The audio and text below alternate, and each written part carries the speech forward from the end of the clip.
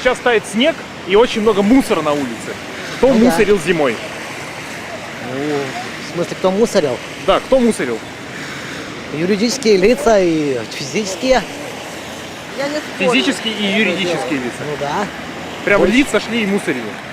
Ну, извините, когда идешь по улице, хотя бы можешь тех же встретить- окурков Но идешь валяется. по улице, встречаешь юридическое лицо, которое мусорит. Но юридическое лицо обычно мусорит свои на территории, либо свалки устраивать неположенных для этого места. А почему они это делают?